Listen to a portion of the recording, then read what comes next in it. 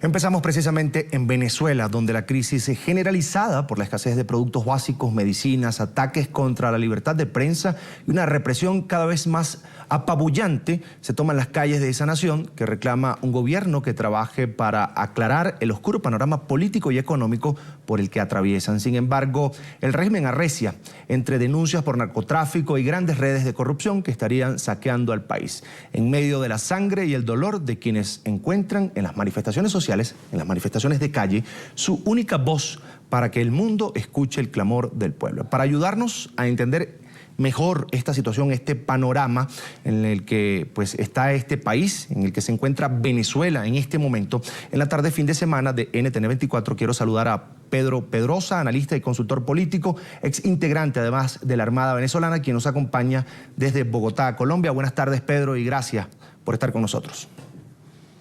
Buenas tardes, Carlos. Buenas tardes a toda la teleaudiencia de NTN 24 en Latinoamérica y en los Estados Unidos. Gracias por la invitación. Bienvenido. Pero si se comprobara el testimonio de Leancy Salazar, ese oficial de la Armada venezolana que estuvo vinculado no solo al presidente Chávez, sino al presidente de la Asamblea Nacional de Venezuela, Diosdado Cabello, se estaría diciendo que en Venezuela está enquistado un narcoestado.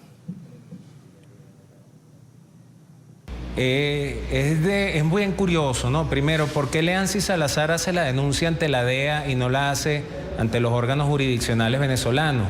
Y es por la precaria institucionalidad que existe en Venezuela. Una denuncia como esa ya hubiese generado cualquier escándalo en fiscalía, en tribunales, en un país normal. Sin embargo, esa no es la situación de Venezuela. De modo que este muchacho, a quien conozco, con quien compartí años en la Escuela Naval de Venezuela, ya que yo le llevo apenas a él 3 años de graduación, es un joven que fue tomado por Chávez desde muy joven, recién graduado. Chávez acostumbraba a hacer eso le permitía moldear las ideas y las intenciones de los oficiales con mayor facilidad. Chávez se lo lleva a la casa militar. En la casa militar es profundamente adoctrinado y además Leancy es víctima del carisma que era innato en Chávez, y Leancy podemos decir que es un chavista de corazón, o sea, no estaba ahí por oportunidad. Muerto Chávez, la situación cambia y este joven ya desde hace un par de años venía mostrando decepción, desilusión en torno al proceso revolucionario, y en algún momento habrá sido contactado por entes que se dedican a buscar información y consiguió la manera de expresar lo que está diciendo.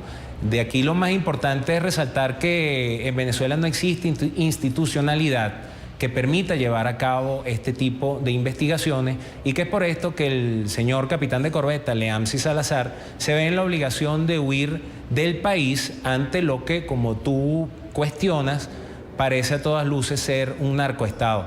Narcoestado en el cual sería, por cierto, interesante preguntarse cuál es el papel que juega Colombia, ya que Colombia en estos momentos, el gobierno colombiano se encuentra adelantando un proceso de paz que ya lleva alrededor de 3 años con la guerrilla terrorista y narcotraficante de las FARC, de donde se presume y se ha tenido información de que proviene al menos el 95% de la droga que traficaba el denominado Cartel de los Soles. Ahora, Pedro, te pregunto qué riesgo representa para Venezuela este grupo de terroristas que quizás del grupo criminal de las FARC no quieran integrarse al proceso de paz en Colombia. El problema es que los delincuentes solo tienen una manera de ser convertidos o de ser reformados, y es a través de la cárcel. Y si el proceso de paz, como a todas luces parece, no contempla eso, y aunque lo contemplase, los terroristas no van a agarrar y van a convertirse al evangelio de un día para otro y van a dejar de delinquir. Eso es una farsa absoluta. De modo que lo que preveo, y lo que estoy casi seguro que ya viene ocurriendo, es que gran parte de los hoy terroristas de la FARC que operan en Colombia terminarán migrando a Venezuela. De paso, porque el régimen venezolano fomenta la anarquía y además de fomentarla, requiere de este tipo de grupos que instauren un sistema de terror en ciertas regiones del país para poder incrementar por vía del terror su poder político, más que nada hacia la zona de la frontera, y siendo un poco osado, hacia el centro del país, donde, por cierto, en el centro del país, en el estado Guárico, el gobernador es el capitán Rodríguez Chacín, quien ha sido denunciado en varias oportunidades de ser el oficial de enlace o la persona de confianza de Hugo Chávez para los contactos con la guerrilla terrorista de las FARC. De modo que lo que yo prevería en caso de firmar esa paz, sin tratar de hacer predicciones, sino en base a la evidencia empírica existente, es que esta guerrilla de la FARC terminaría de instaurarse en Venezuela, como ya de hecho está. Y otra cosa que sería importante de observar es conectar esta denuncia de Leamsi Salazar con los documentos encontrados en el año 2008 en los computadores de Raúl Reyes. Y entonces tratamos de hacernos la vista gorda y de no enlazar las cosas, pero muchas de las cosas que está diciendo hoy Leamsi Salazar ya de hecho habían aparecido en los documentos que Interpol logró extraer de esos computadores. Ahora, Pedro, existe una caída en la popularidad de Nicolás Maduro, al menos eso dicen muchísimos estudios de opinión en territorio venezolano. También se habla de un ruido en las filas de la Fuerza Armada Nacional y yo te pregunto, ¿existe esa molestia entre los uniformados? Yo me fui de la Armada siendo comandante de un patrullero guardacosta sencillamente porque prohibí utilizar la expresión patria, socialismo o muerte. Los que nos graduamos en la Escuela Naval de Venezuela en el año de 1995 fuimos, y por lo menos 2 o 3 promociones más arriba, estoy hablando de 94, 93, fuimos testigos de un golpe de Estado que, por cierto, fue conmemorado hace un par de días, el 4 de febrero. Nosotros, siendo jóvenes cadetes de la Escuela Naval, presenciamos un delito y como tal nos lo enseñaron, que era un delito dar un golpe de Estado. Que si hay descontento dentro de las fuerzas militares, por supuesto que lo hay, pero no podemos pedirle a hombres normales, formados, criados en Venezuela, ser distinto al resto de los venezolanos.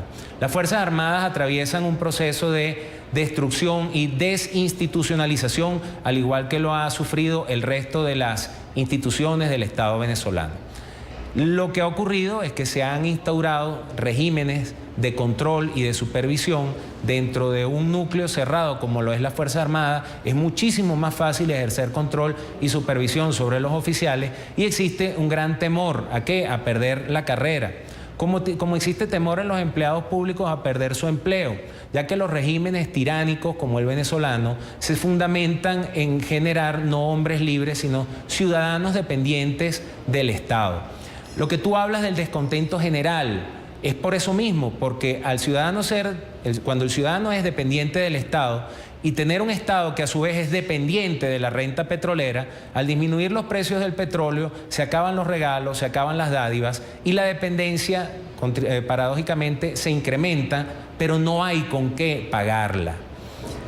¿Qué puede suceder en Venezuela? Ya la Mesa de la Unidad Democrática, quienes dicen ser oposición, ha pactado ir a unas elecciones parlamentarias que, desde mi punto de vista, no cambiarán en lo absoluto la conformación del poder político en Venezuela. Por eso yo afirmo constantemente que en Venezuela no existe gobierno y oposición. Existe un establishment que se ocupa de mantener, con mucho celo, se ocupa de mantener la situación venezolana como se ha encontrado hasta la fecha.